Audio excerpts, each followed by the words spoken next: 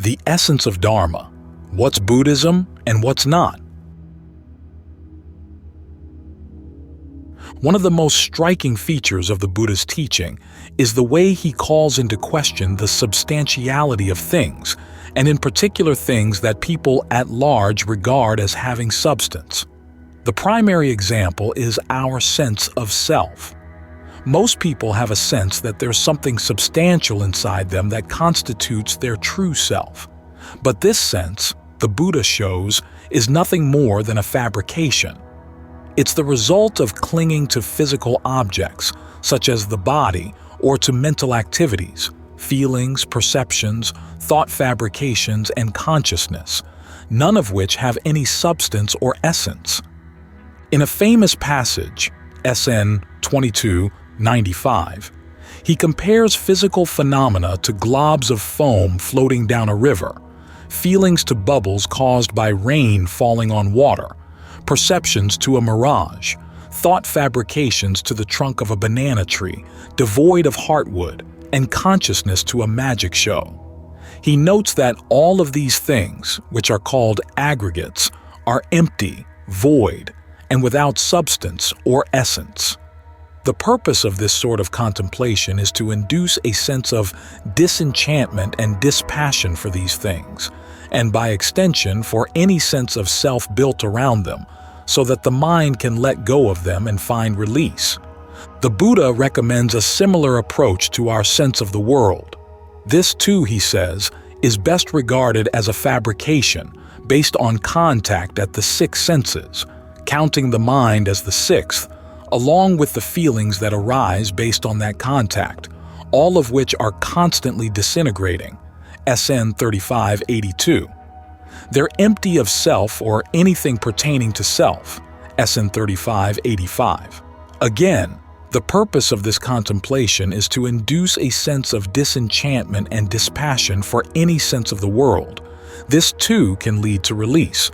Over the centuries, people have been struck by the radical nature of these contemplations, and many have come to the conclusion that the Buddha was a thoroughgoing anti-substantialist or anti-essentialist, someone who denies that there's any substance or essence to anything at all.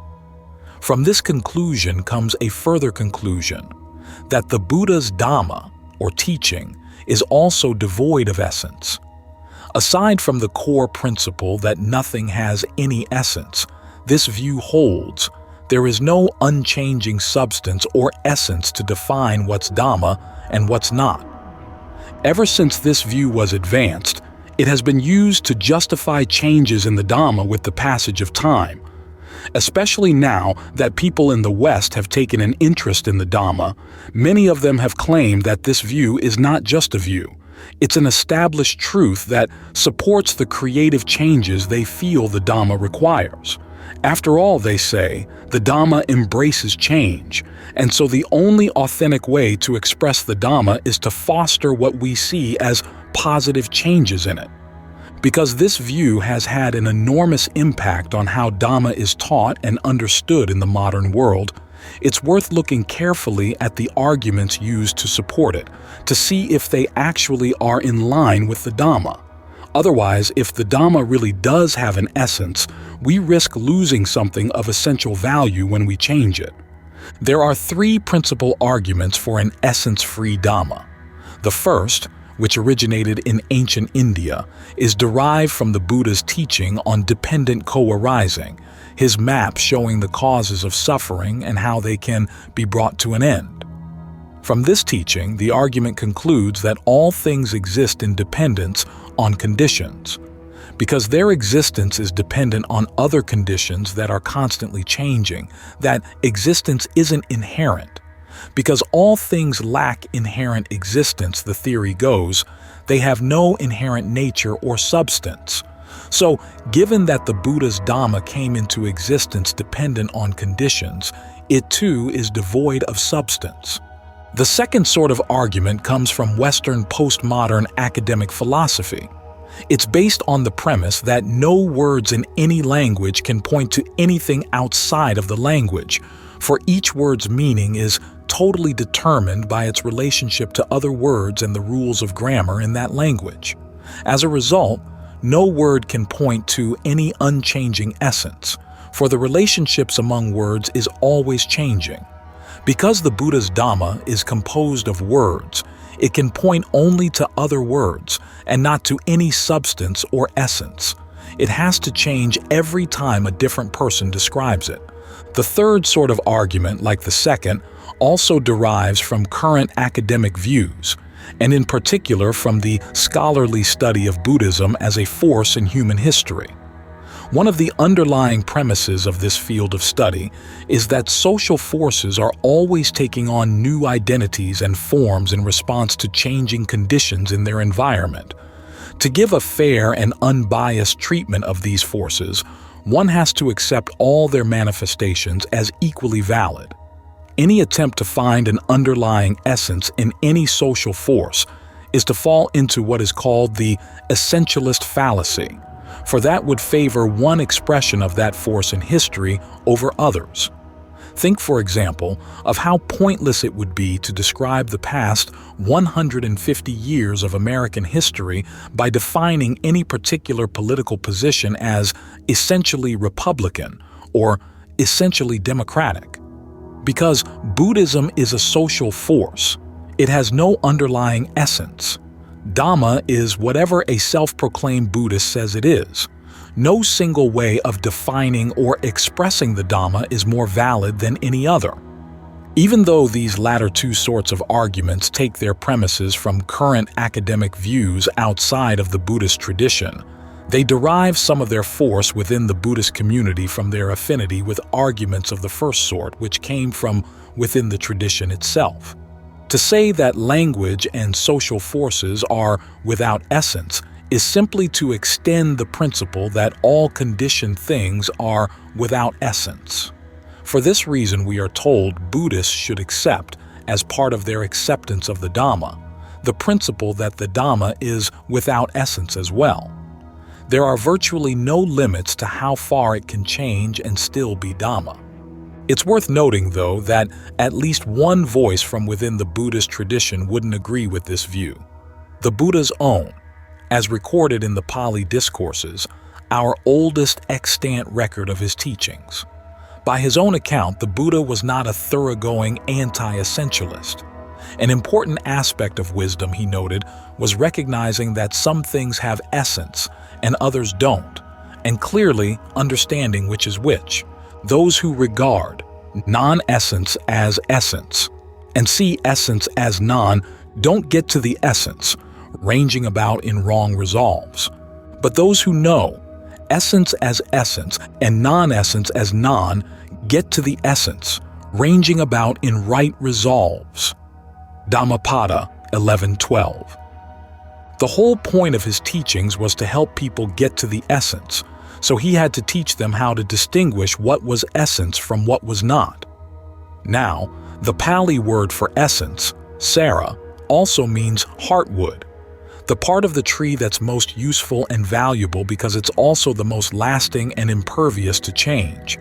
So when the Buddha identified something as essence, he meant not only that it is impervious to change, but also that it had high and lasting value. To say that the Dhamma had no essence in his eyes would be to suggest that it had no lasting value at all. And although he did recognize that his teaching of the Dhamma wouldn't last forever, the Peg Ani Sutta, SN 27, he maintained that as long as the teaching did last, it would lead those who followed it to something of essence. That something is release. A discourse in the canon, An 4, 245 Sika Sutta, identifies this release as the release touched with the right ending of dukkha, suffering or stress. Two other discourses, An 8, 83 and An 1058 Mula Sutta, state that all Dhammas have release as their essence. A fourth discourse, An 914 Samidhi Sutta, says the same of all thoughts and resolves. They have release as their essence. In other words, the extent to which any phenomenon or mental event has an essence depends on the extent to which it can lead to release. The most extensive discussion of release as the essence of the Dhamma comes in Majjhima Nikāya 29 and 30, two discourses that explore the imagery of Heartwood and essence by comparing different aspects of a monk's life to different parts of a tree. Material gain, honor, and fame are like the twigs and branches. Consummation in virtue is like the outer bark. Consummation in concentration, the inner bark. While knowledge and vision, the various powers that come with concentration, are like the sapwood. Majjhima Nikāya 29 and 30 don't make the point explicitly, but if we compare their image of the tree with the statements about essence in An 8, 83 and 1058, we can conclude that material gain, virtue, concentration, and knowledge and vision, when taken as ends in and of themselves, have no essence, just as twigs, etc., when taken from the tree, lose all connection with the heartwood. If, however, they stay with the tree and foster the heartwood, then to that extent they are connected with the essence of the Dhamma. As for the actual heartwood of the Dhamma, Majjhima Nikāya 29 and 30 define it in two ways, as non-occasional release and unprovoked awareness release. These two ways of describing release basically make the same point, that the release that counts as the essence of Dhamma isn't subject to change. The first description emphasizes that this release, once attained, is independent of specific occasions. It stands outside of time, so none of the changes of time can reach it. The second description draws on a theory used in the Buddha's time to explain changes in nature, both in the physical world and within the mind. The theory is that physical and mental events occur when an underlying property, dhatu, is provoked. Fires happen, for instance, when the fire property is provoked, windstorms, when the wind property is provoked. Within the mind, sensual desires flare up when the mental property of sensuality is provoked. In every case, an event caused by provocation ends when the provocation stops. This means that anything caused by provocation is destined at some point to cease. To say, however, that the release that comes with awakening is unprovoked means that it's not caused by provocation at all. It's not subject to conditions. Standing outside of time, it stands outside the possibility of ever ending. This is why the way to release from suffering and stress is called, not the cause of release, but the path to release. The path is not a condition underlying the existence of release, but it does lead there. The Buddha himself made this point implicitly when he compared the path to an overgrown road through the jungle, and release to an ancient, abandoned city at the end of the road, the city Nagara Sutta, SN 12, 65. The road doesn't cause the city to be, but when cleared it enables people to enter and repopulate the city. An important step in following the road to release is abandoning attachment to your sense of self and the world. This is why the Buddha focused so much of his teaching strategy on showing how our constructed sense of self and the world is without essence. To borrow the words of DHP 1112, he pointed out to people what non-essence is, so that they would abandon it and arrive at the essence. But did this strategy entangle him in self-contradiction? By calling into question the essence of the self and the world, did he also inadvertently call into question the possibility that the Dhamma could have any essence?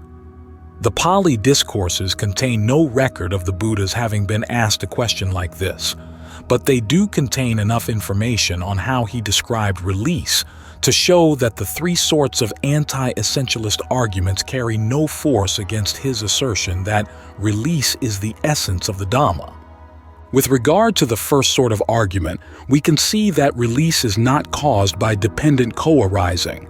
It's experienced only when dependent co-arising ceases. When attained, release is known independently of the aggregates and sense media that provide the raw material of our sense of self and of the world. Although it is experienced as a form of consciousness, this consciousness, unlike ordinary sensory consciousness, is not known through the six sense media. Because it's outside of space and time, this consciousness doesn't come under the aggregate of consciousness, which applies only to the conditioned consciousness experienced in terms of space and time, near or far, past, present, or future. Release is also experienced as the highest bliss, but this bliss is not classed as a feeling. Because release is outside of the aggregates and sense media, it's not subject to the Buddha's description of the aggregates and sense media as being without essence. This means that the first sort of argument fails the test provided by Dhammapada 11:12, in that it doesn't recognize what is essence and what's not. Similarly, the Buddha would not have agreed with the premises underlying the second sort of argument, that the Dhamma is nothing more than language, and that language can point to nothing more than itself. As he maintains, the realm of all that can be described goes no further than the six senses. However, it is possible to experience the dimension where the experience of the six senses ceases. Because of the limitations of language, we can't say that anything remains or doesn't remain, or both or neither, in this dimension. But the dimension itself does exist. You can say that much about it to indicate that it's not an impossibility. There is that dimension, monks, where there is neither earth, nor water, nor fire, nor wind, neither dimension of the infinitude of space, nor dimension of the infinitude of consciousness, nor dimension of nothingness, nor dimension of neither perception nor non-perception, neither this world nor the next world, nor sun nor moon. And there, I say, there is neither coming, nor going, nor staying, neither passing away nor arising, unestablished, unevolving, without support, mental object. This, just this, is the end of stress. Udana 8, 1 Nibbāna Sutta. In fact, if this dimension didn't exist, the ending of suffering wouldn't be possible, UD 8, 3, and the Dhamma as a whole would be pointless. But one of the realizations on attaining this dimension is that it otherwise lies beyond the limits of what language can adequately describe. The great causes, discourse, Maha Nidana Sutta, DN 15. Yet language doesn't simply describe things. It can also be used to induce action. This is how the Buddha primarily used language with regard to release, to induce people to act in a way that will lead them to experience release directly for themselves. This is why he talked about release so often. Still, in doing so, he made heavy use of metaphor, paradox, and negation, focusing on what release is not, to show that it can't properly be captured in words. What this means is that the Buddha claimed a range of experience lying outside the horizons of postmodern theories of language, which are based on the assumption that experience outside of space and time is impossible. However, postmodern theories can offer no proof that this assumption is true, which is why their claims have no force against the Buddhas. He might not be able to convince them when he claims that the word release refers to something outside of their range of experience, but their arguments against him can't invalidate his claim. The issue has to be settled by other means. A similar point holds for the third sort of argument. When academics are talking about Buddhism and the Buddha is talking about Dhamma, they are talking about two very different things. Buddhism, for the majority of scholars, is a phenomenon of social history. Dhamma, for the Buddha, is release and the path to release. The Buddha readily admitted that even though release isn't touched by time, his teachings on the path to release would, over time, be neglected and replaced by others. But he didn't regard that fact as a happy one. He compared changes to the teaching to changes in a drum whose wooden body is repaired by pegs every time it splits, to the point where the body is gone, and nothing but pegs remain, SN 27. Just as a drum of pegs would be useless for summoning people from far away, in the same way, replacement Dhamma, Saddhamma Patirupa, would be ineffective in leading to release. Again, these are important claims and they raise important questions. Did the Buddha actually reach release? Do his teachings actually lead there? Is he right in saying that other paths don't? The historical method, even though it has taught us many other useful things about Buddhism, is incapable of answering these questions, which, when you come right down to it, are the most essential ones that anyone concerned about the end of suffering should ask about the Dhamma. To adopt the image of the tree, academics describing the history of Buddhism are, at best, reaching the twigs and branches. Just as it's impossible to tell from a tree's branches whether the trunk contains heartwood, it's impossible, using the historical method, to know whether the Buddha was right, that the Dhamma does have an essence, and that his teachings share in that essence to the extent that they really do lead to release. So, like the linguistic philosophers who are in no position to tell whether the word release, in the Buddha's mouth, points beyond language, historians are in no position to tell whether the Buddha actually attained release. The rules of the historical method have no force against his claim that he did.